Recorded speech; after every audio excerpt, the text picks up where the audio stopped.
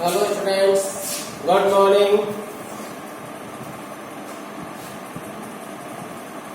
आप सभी कैसे हैं? देखो बेटा, आप सभी को मैंने इससे पहले V1 to V6 वीडियो तक बना चुके हैं। आज हम आपको V7 बताएंगे। तो वीडियो 7 में अब तक हमारा टॉपिक चल रहा था कारक, यानी विषय संस्कृत में जो हमारा टॉपिक शीर्षक चल रहा था कारक, उसमें हम कर्म कारक तक पढ़ रहे थे। यानी वीडियो 6 बनाया था, उस 6 में मैंने कर्म कारक के वाक्य प्रयोग समझाए थे। अब आज हम आपको आगे पढ़ाते हुए, समझाते हुए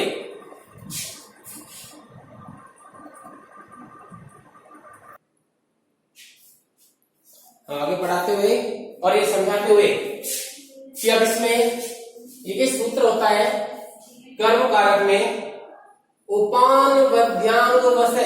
सूत्र क्या है?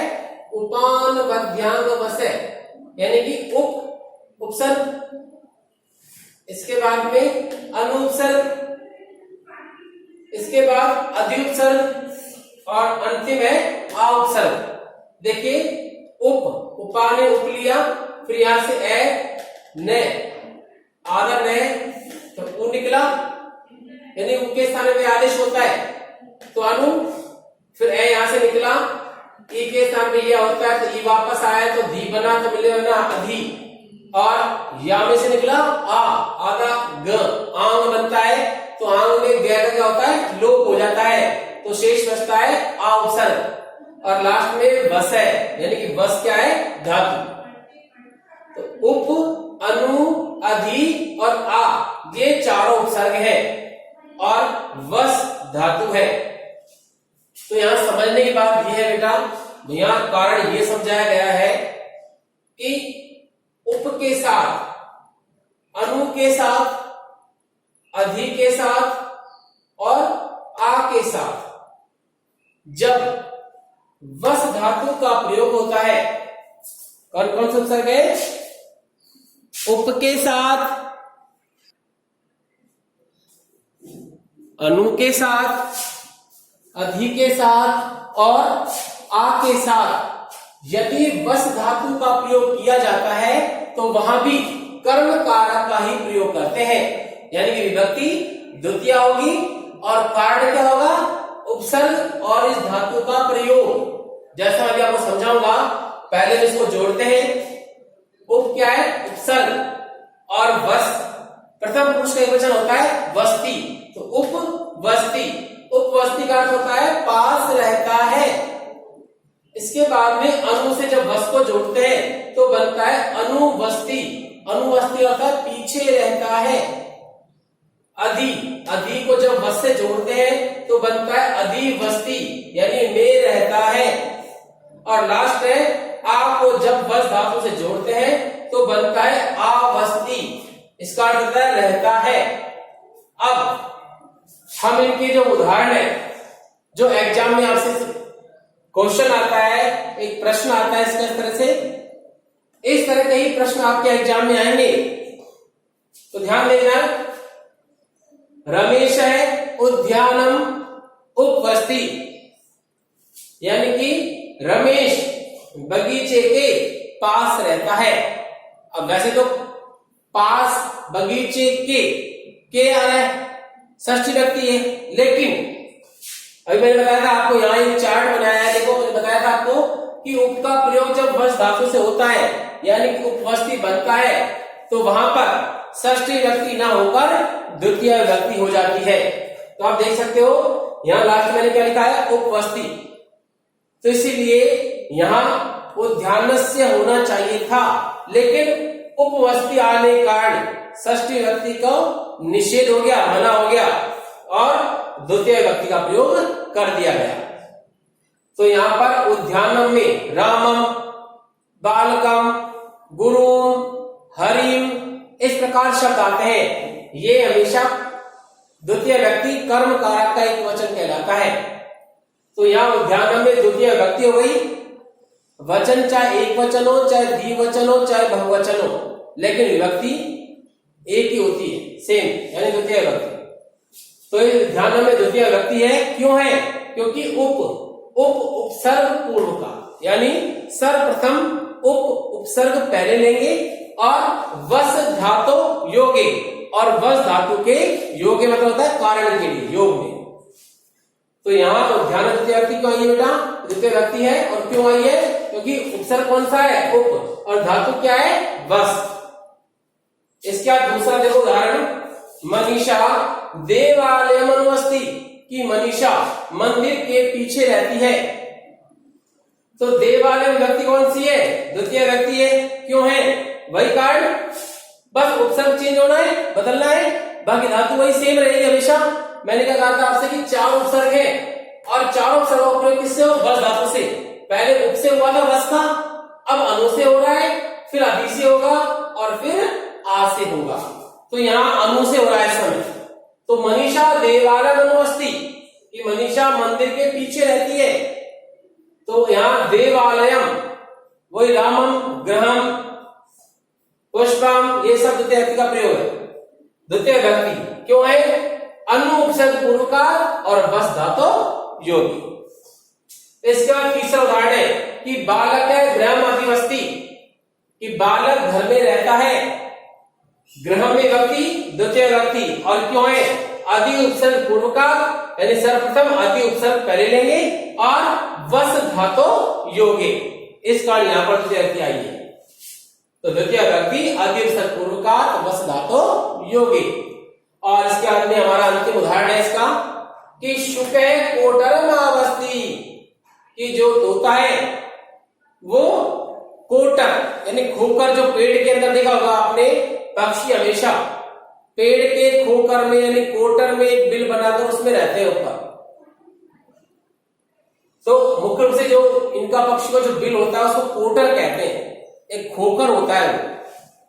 तो तोता कोटर में रहता है। अब में आ रहा है, सप्तमी विभक्ति होनी चाहिए, लेकिन आ और वस के कारण सप्तमी विभक्ति नहीं होकर द्वितीय विभक्ति हो गई। तो यहां पर कोटरम में द्वितीय विभक्ति है, और कारण क्या है? आ उपसर्ग पूर्वकार वस धातु योग, यानी कि आ उपसर्ग और वस धातु के कारण यहां पर द्वितीय विभक्ति का प्रयोग किया गया है। तो इसमें ये जो चारों भाग है ये हमारे पूरे हुए। हाँ तो विद्यार्थी हो, देखो बेटा, अब इसी में हम आगे बढ़ते हैं। इसी में अभी हमने पढ़ा था प्रथम सूत्र, इसके बाद में अब हम दूसरा सूत्र पढ़ते हैं, जो क्या है? अधि शींग स्था साम कर्म। तो इसमें क्या होता है बेटा? अधि उपसर्ग होता है। कौन सा उपसर्ग होता है? अधि, और धातुएं शी, स्था और आस।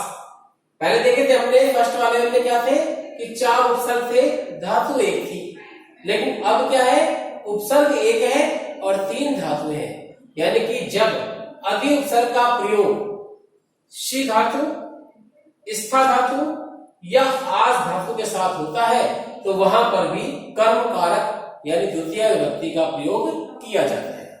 तो देखिए बेटा, शी का अर्थ होता है सोना, जब स्लीप नींद लेते हैं वो शी धातु प्रयोग होता है सोने के लिए। स्था, मूल धातु स्था है, लेकिन रूप चलते तिष्ठ से, यानी कि तिष्ठति, तिष्ठते, तिष्ठन्ति, यानी पट की तरह, जिसका अर्थ क्या होता है? बैठना। और आज धातु का अर्थ होता है बैठना। तो यहाँ उपसर्ग एक है, धातुएं 3 है। यहाँ मैंने अर्थ लिखा है, अधि से जब शी मिलेगा तो बनेगा अधिशेते, इसका अर्थ होता है सोता है। अधि से जब स्था मिलेगा तो स्था के रूप चलते हैं तिष्ठ से, तो अधि तिष्ठति यानी बैठता है। और अधि का प्रयोग जब आज से होगा तो बनता है अध्यास्ते, तो इसका अर्थ भी बैठता है। इस प्रकार यहाँ मैंने आपको तीनों के अर्थ समझा दिए हैं। अब हम इसका वाक्य प्रयोग देखते हैं बेटा। पहला, हरि वैकुंठम अधिशेते। सर्वप्रथम हमने अधि धातु शी यानी अधिशेते का प्रयोग कर रहे हैं, जिसका अर्थ होता है सोता है। तो हरि वैकुंठम अधिशेते, हरि यानी भगवान विष्णु, वैकुंठ क्या है? लोक है। यानी हर देवता का एक लोक होता है। जैसे मानव का लोक क्या है? पृथ्वी लोक। सही मानव पृथ्वी लोक में रहते हैं। इसी प्रकार भगवान विष्णु का भी एक लोक है जिसको वैकुंठ लोक कहा जाता है। तो भगवान विष्णु वैकुंठ में रहते हैं। और यहाँ श्री लग गया तो क्या हो गया? यहाँ पर सोते हैं। मतलब हरि भगवान विष्णु वैकुंठ लोक में सोते हैं। अब यहाँ वैकुंठम द्वितीय व्यक्ति आ गई। क्यों आई है? अधि उपसर्ग पूर्व का और धातु क्या है इसमें? शी धातु योगी। यानी आपको जब कारण बताएंगे तो मूल धातु ही लिखनी है कारण में, और वाक्य प्रयोग जो होता है वो अपने आप पूरा लिखा है कंप्लीट रूप से। आपको सिर्फ कारण बताने होते हैं। तो पहले चलेंगे हम द्वितीय विभक्ति अधि उपसर्ग पूर्व का, यानी अधि उपसर्ग पहले, शी धातु योगे, शी धातु योग में, यानी अधि उपसर्ग और शी धातु का जब मेल होता है तो इस कारण द्वितीय विभक्ति का प्रयोग किया जाता है। इसीलिए हमने यहाँ द्वितीय विभक्ति अधि उपसर्ग पूर्व का शी धातु योगे लिख दिया। सेकंड, नृपय सिंहासनम अधितिष्ठति। अब दूसरा मेरे सेकंड वाला अधि उपसर्ग और धातु क्या? स्था। धातु स्था होती है लेकिन रूप चलते तिष्ठ से, तो इसीलिए क्या बना? अधितिष्ठति बना। तो सिंहासनम, राजा सिंहासन पर बैठता है। अब यह सिंहासन पर सप्तमी आ रही है, लेकिन अधि और स्था मिलने के कारण यहाँ सप्तमी के स्थान पर द्वितीय विभक्ति हो गई। तो सिंहासन में क्या है? द्वितीय विभक्ति है। कारण क्या है? वही अधि उपसर्ग पूर्व का और धातु क्या रहेगी?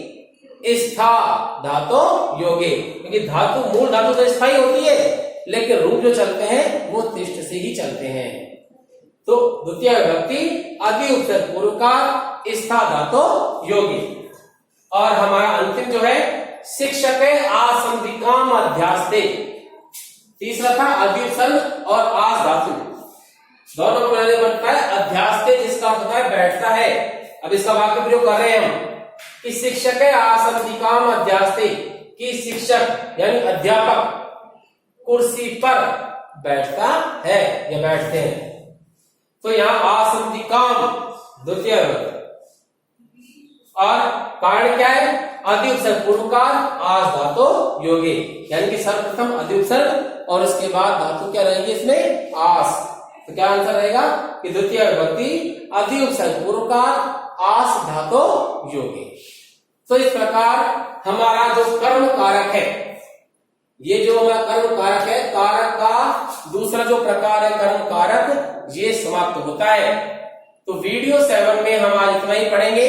इसके बाद हम अगले वीडियो में आपको कर्ण कारक से शुरुआत करेंगे। तो तब तक आप इन सबको ध्यान से पढ़ें, समझें। Okay students.